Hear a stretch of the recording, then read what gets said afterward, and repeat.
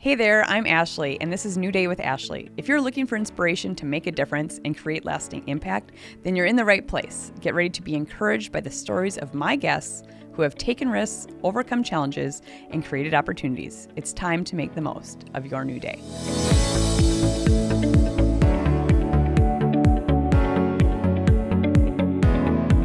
Home is where the heart is, and my guests are a husband and wife team that help put heart at the center of your home. Nate and Mandie Drege create cozy spaces through renovation and design that will forever feel like home. All right, well, welcome, guys. Mandie, Nate, so fun to have you guys here. Thanks. You guys are such a fun couple. I mean, we can be fun. 90% me. We have a good time. 90%. Okay, Yeah. we'll give it to them, right? Yeah. But tell me a little bit, or tell us a little bit about like who you guys are and Abide Home and Design. Yeah. So who's Mandie? Who's Nate? You can go first. Oh, I get to start. Yeah. No, we are what we are. It's kind of evolved a lot. And somebody asked me the other day, like, when did Abide officially start? And I feel like it's kind of been just like happening for the last, how many years have we been married? 16 years since we first started dating. He actually originally, fun fact, was supposed to go to school for architecture, didn't end up there.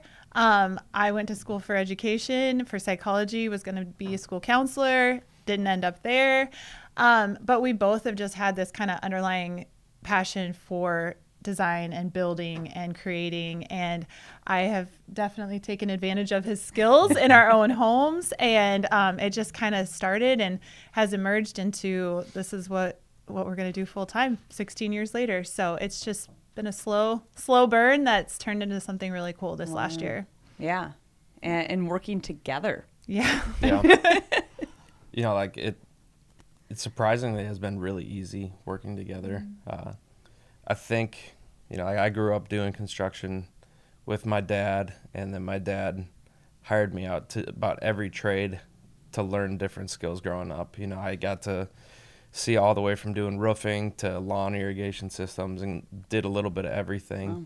And so us jumping in together, you know, like a lot of couples are like, don't go into business together. Like it's really hard. But, you know, I've kind of looked at it like, yeah, whatever cool ideas she has, and I've seen it over the last 16 years. She'll say, hey, what if we, I always know the conversation. If it starts out with what if, that I'm in trouble because I got Work to do. a lot of work to do. But I've seen over the years all her projects that she comes up with that I might think are crazy. In the beginning, when she came up with these ideas, I'd push back and be like, no, I don't want to do that. We can't do that. That's not possible. And now at this point, I'm just like, okay, we'll figure it out. We'll find a way to make it work. And I don't think we would have been ready for it 16 years ago. Like 19 and 21-year-old Nate and Mandie, like we started off our marriage just real quick, and we were still students, and we were still trying to figure out who we were. And those experiences and those things that we went through those first few years were what got us to a place now where we do trust each other, and we do just feed off of each other and play well together. And so kind of where I leave off, he picks up, and vice versa. And so it's just been really cool to see how it's just transitioned. So You guys seem to have a lot of fun together. It's fun to watch you on like social media yeah. and Yeah. Nate's voices.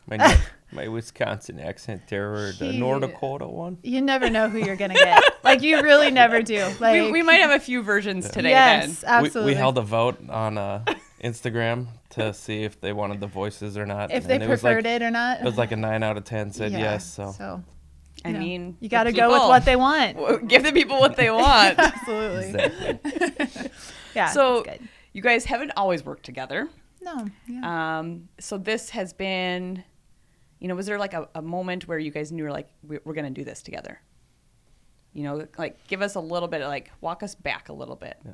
I think for me, the moment where I realized life is short and you can't not take risks is we had a cancer scare with her. Man, it would have been probably 5 years ago. And I remember, you know, you as a husband, you never want to hear, hey, I've got this lump on my neck, and do you think we need to go get it checked out? And and it was at those few days where we were going in and getting biopsies done and finding out like it wasn't cancer, it was a tumor on her thyroid, and just going through all the highs and lows. Like I realized at that moment, I'm like, okay, like whatever this lady wants, I'm gonna give it to her. Like Smart man. Yeah, life's too I should short. have cashed in on that Yeah. more, I guess. I don't know. You know, life's too short. So that kind of began our adventures of flipping houses. Like at the time, we weren't making all that much money, and I'm like, okay, what can I do to give her dream house And supplement our income a and little supplement bit. our income? So I started doing a lot more side work, and we bought a house and completely gutted it to the studs. And you didn't live in that house then? Oh. Or you did? So We did. so It here's was the stages. crazy adventures and also, of Nate how and many Mandie. kids do you guys have? We have got 3. yeah. Okay, yeah. So we gutted the house, and I finished the basement while we were living in a rental for like 5 months, and then we lived in our basement for 9 months. In our furnace room is where our bedroom was. Yep. It was Wow. Best a- sleep I ever got. yeah, it was a big furnace room. Like That white noise. that constant Yes. white noise. Yeah. But I think that for me, anyways, that was the moment where, okay, if she's got a crazy idea, like I'm gonna do it. Like I'm not gonna say no. Like if I can make it happen, I'm gonna do it. And I think that's where it started for me. Yeah. I mean, we were living in Iowa at the time, and we had no idea we'd be moving back to his home state of North Dakota. He once said we would never move back to North Dakota. And after, 3 winters here, we're still questioning that Yeah. decision. But I don't know. He wants Wisconsin. I'm still not questioning it. yeah, it's been good. But like, we didn't know that flip of that house. Like, we thought that was going to probably potentially be one of our forever homes or whatever that looks like. But it wasn't. But it was kind of that springing off point that brought us back to Fargo. And then just, over the last 3 years, it's become full time, and it's become our reality. So, So 3 years ago, you moved back. Yep. And then that's kind of when now Abide. yeah. And, what does Abide mean? Or mean to you guys? Yeah, when we were, so Nate, for 15 years, I guess you're probably wondering what he did for 15 years, but he was a worship pastor for 15 years. We were in full-time ministry doing all this crazy other fun stuff on the side too. Is that what brought you away then? Yep, that's what brought us And then back down to Fargo. Iowa and then back back to up Fargo? to go to North Dakota. Yeah. Yeah. So it was just this last winter, 2021, following, COVID and all the craziness that went with that, that we really were just like, okay, where are we supposed to go from here? We were still doing a lot of projects and side things here and there. And we just began to just kind of see like what a need there was in this town and the surrounding area. People were just constantly, remodeling older homes or finishing basements that they had purchased a home previous for. And we were like, okay, what does that look like for us? And I was thinking, just tossing around like you always do, like names of what could we call our business? If we start a business, if we do this crazy thing full time, which a lot of our friends had been telling us, you need to do this. You just need to do this. Like, take that leap. And I had a friend actually who said, because I was trying to think of a word that was all encompassing, that was a place you want to dwell, a place you want to be, a place that just feels like home. And the word abide came to mind. And so Abide Home and Design came out of that, because for me, a house is just a house until you go in and you put those sweet little finishing touches on it. You put those special things that just make it feel like you, that make it feel like home. And so that's kind of what we wanted to do, was just be that bridge that does that for people that they just don't have the skills. They don't have the, know-how. Yeah. And so when we go in and we do that for people, we want it to be a place that ultimately they want to abide. So I love it. It's beautiful. I was asking you, what do I need to do with this podcast space? yeah, absolutely. Help me. And you're like, this. I'm like, oh yeah, okay, that's great. Yeah. I need to go buy a lot of things. Yeah. No. I think Not too much. Yeah. I think that's where it's dangerous, because Yeah. a lot of people will walk into a home and they can't see past the paint color. They can't see past the terrible shag green carpet, those types of things. Ooh, I grew up with that. Exactly. I know. So, and that's where we come in. We can see big picture. We can see, just a few cosmetic changes here and there, or a few structural changes sometimes. It depends on how big the project, but yeah. So And then that's where like your architecture passion probably comes out. Yeah, I started, like, I still love drawing. I started out at Wapaton going for architecture, and they were one of the only schools in the country that still did hand-drawn plans of buildings. And that's really what I wanted. I wanted to be more hands-on. CAD and stuff is awesome, and I still probably want to go back and learn it. But actually being able to lay out a space in front of a client and show them, hey, we could do this. You move a few things around, and it changes the entire feel of a space. And one of my favorite things has been going into basements with a blank slate and coming up with spaces that people want to just stay in the whole time. Like we've had clients say our kids just never leave the basement now. Perfect. No. Yeah, exactly. Well, I mean, there's so many builders. This town has some really great builders. There's some beautiful homes going up left and right. And I've been honored to get to stage some of those spaces. And I think that sometimes it's hard to find, someone who's willing to take on those smaller projects, take on those finishes, those little extra details that maybe you couldn't afford when you first purchased your home, but now you would like to have a little feature wall or whatever. And we can do those projects, and we can come in quickly, and we can do them, and we can even just come up with an idea for someone who doesn't know exactly what it is that they want, but they know they want that little something. So that's been really fun just to see, just take it the next step. So this was, coming from, being a worship pastor to running your own business. You mentioned, like, your friends had said, like, take the leap. So was this a big risk? For sure. Yeah.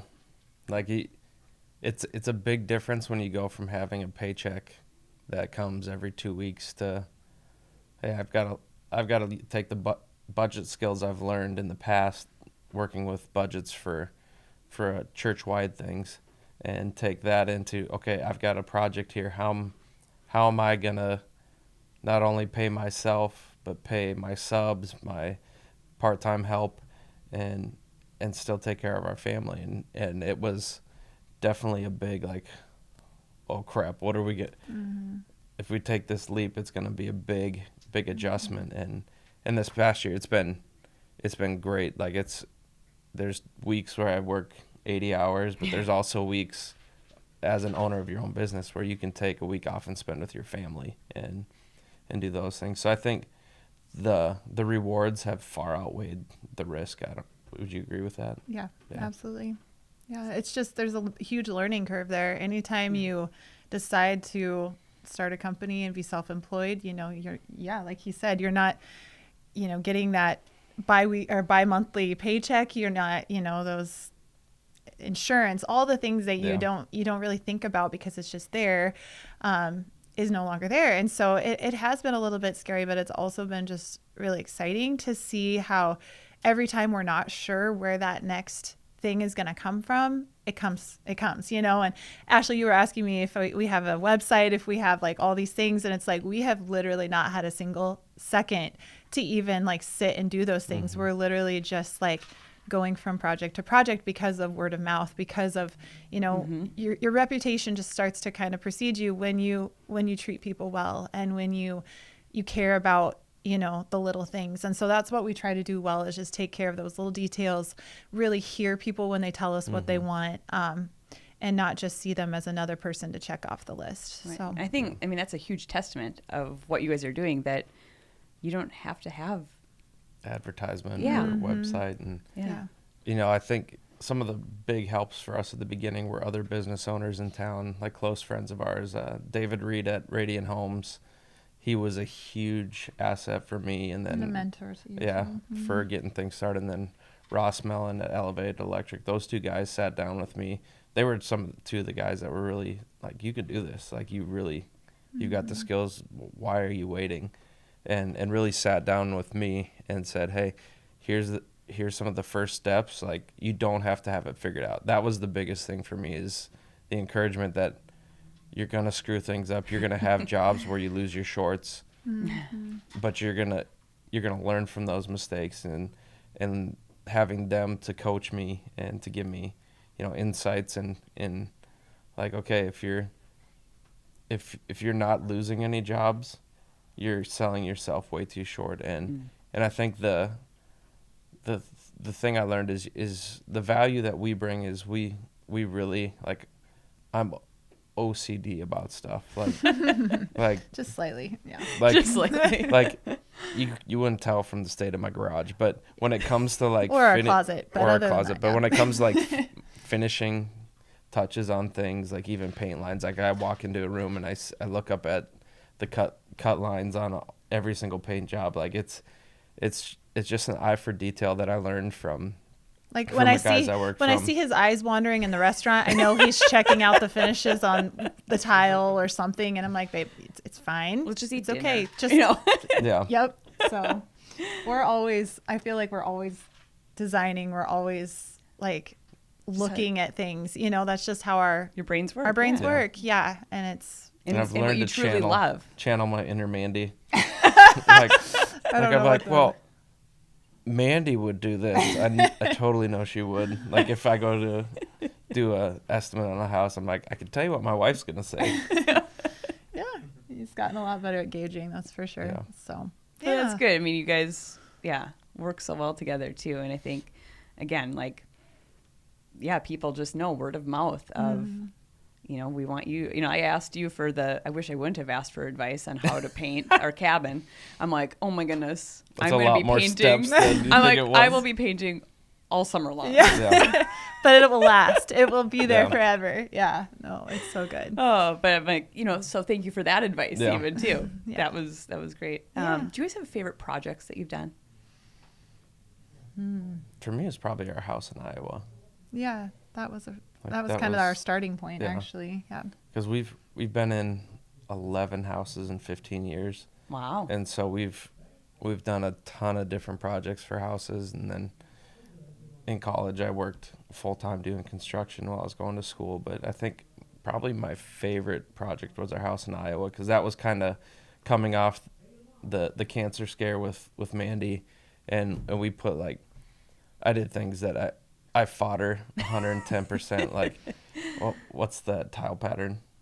Oh, the Houndstooth? herringbone. Herringbone. Herringbone. Oh my gosh. It was a nightmare to do, but it That looked beautiful, I Looks bet. fantastic. absolutely amazing.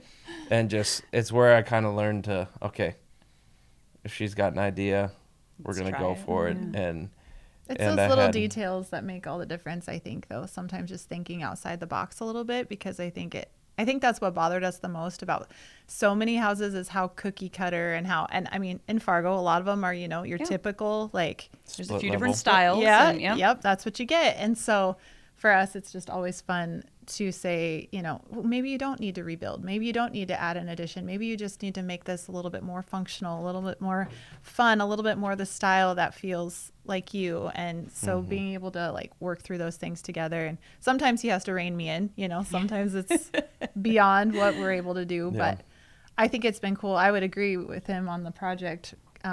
It was crazy how that house flip in Iowa was kind of like the launch pad for everything we did here.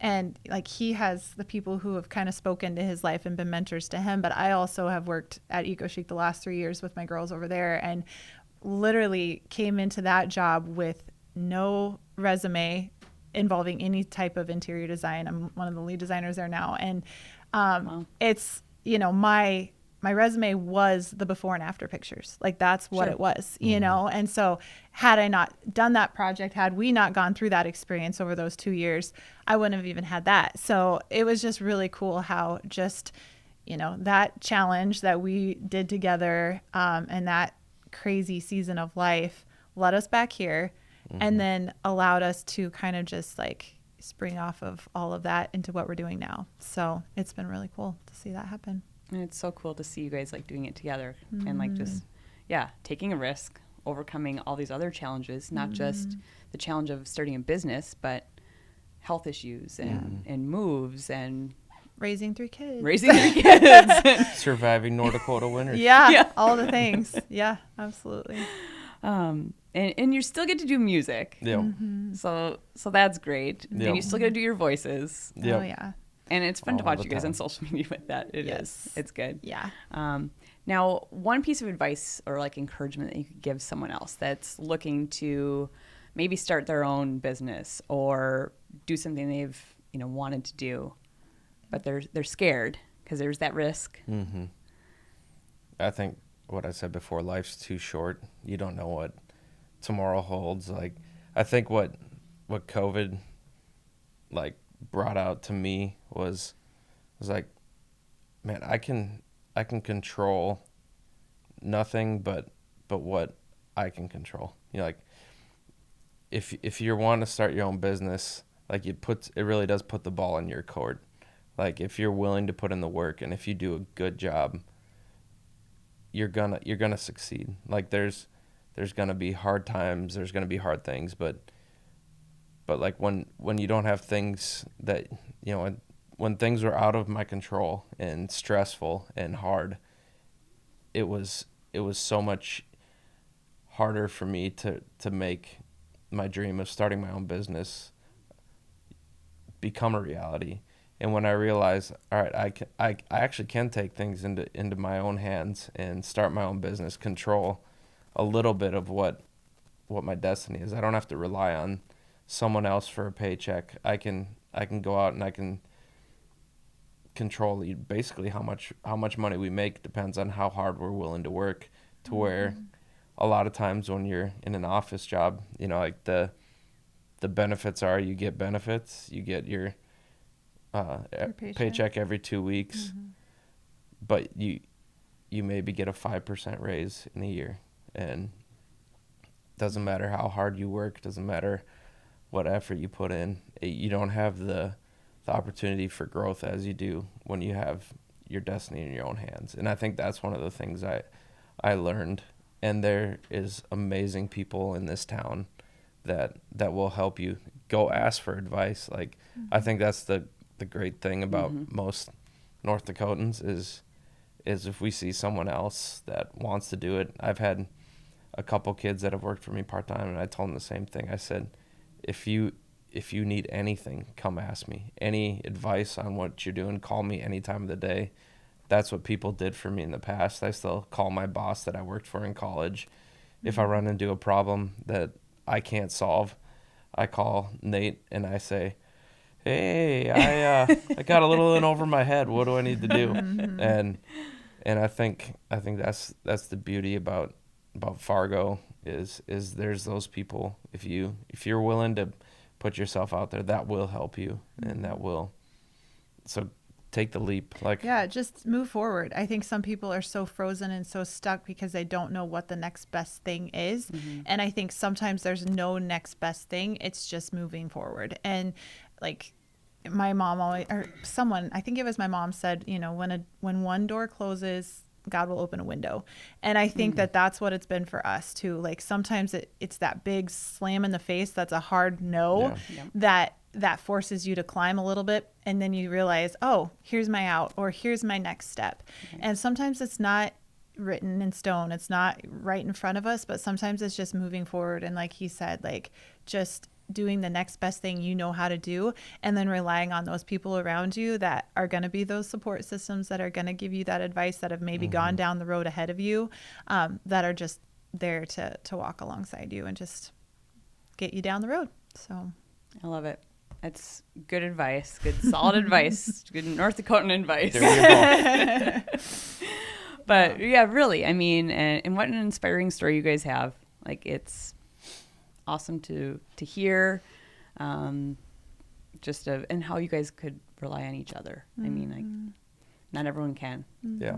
Not everyone has that, and it's not been easy. There's been a lot of heartache and closed doors and confusion, and I think we are at a good place now where it sounds like it was all sunshine and roses, and it wasn't. Like, there was a lot of hard years, and just, life has been hard for everyone. Like, there's a lot of people going through a lot of things, and just not really understanding things, even why we had come back to North Dakota for a while, why we were here, what our purpose was, all the things. And so we're just like, it's been really cool to be able to just lean into each other, lean into our family, for our kids to see us struggle. I think that's healthy. Kids don't understand, like, just life is not easy. You know, it really isn't. And sometimes we paint this false sense of, you know, just pull yourself up by your bootstraps and you'll be fine. That's not always how it is. And so it's been good for our kids to see mom and dad struggle, to see us have tears at time,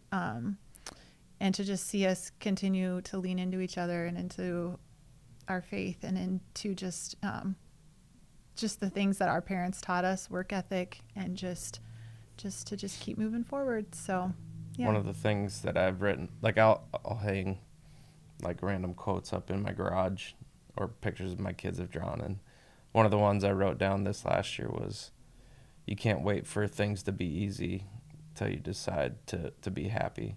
And I think that's been one of the things like that I've clung to over the last couple of years is like, all right, so situations can get hard, and it goes back to people scared to start their own business or scared of what's next. Like you can wait for things to be easier before you make a change, or you can make that change and put in the work. Like that, it's not necessarily just pulling yourself up by the bootstraps, but it's, all right, today I'm going to take one step at a time to realize, okay, today's hard. Okay, today I hit a water line and now I got to fix stuff that I had no plan on working on. But realizing every day is a choice to take that leap to actually, you know, do something hard. Like that's what I tell my kids every day. Like when they're saying, "Dad, it's not fair," I'm like, "Kids, life isn't fair. Go do something." Like that's what I'm scared of for my kids' generation is they're going to be so afraid to try things. Like if they're gonna fail, with that possibility. Like I've become a jack of all trades because I've tried everything. Like at least once. even changing the transmission in my car. Did you ever try hot yoga yet? No, I have not tried that Okay, yet. let's talk about that for a minute. We'll try that. But like what I tell my kids, I'm like, go and experience everything. Like, you know, you hear the quote. This is another one of my favorite quotes. I get real deep. Full of quotes. Full of quotes today. Like it says a jack of all trades is a master of none. But what it doesn't go on to say is the rest of the quote. It says a jack of all trades is a master of none, but a jack of all trades is still better than a master of one. And so I want my kids to go out and experience, learn how to do a little bit of everything, because life will be hard. Like you'll learn, okay, I tried that and I'm not very good at it, so I'm not going to try that again. And you're going to have way more life experiences if you're willing to go out and take risks. And that's where the joy is too. Yeah, that's for me over the last year is what the joy has been is taking the risk and seeing the reward and dealing with the hard times where I'm learning I'm not as good a communicator as I thought I was trying to communicate with clients, and I'm like, okay, maybe I need someone for that, or pass some of that on to Mandie, but I tried and I've learned a lot. And so I'd say that's probably my favorite thing about this last year is all the risks and our kids getting to see, okay, life's not fair, but what do we do when life isn't fair? Like how do we pick ourselves up and respond and maybe take a risk that we wouldn't have taken otherwise. I love it. Well, thank you guys so much for sharing your story, and I'm inspired. I feel encouraged. So, you know, this is what it's about how we can help others make the most of their new day. So thank you guys. Thank you. You betcha. Wow, what a great episode. Thank you so much for joining me. It's always so inspiring sharing these stories. Remember to like and subscribe below to the YouTube channel to stay caught up with new episodes of New Day with Ashley. And make sure to follow New Day with Ashley and KFGO on all social medias. The links are in the description. I'll see you in the next episode.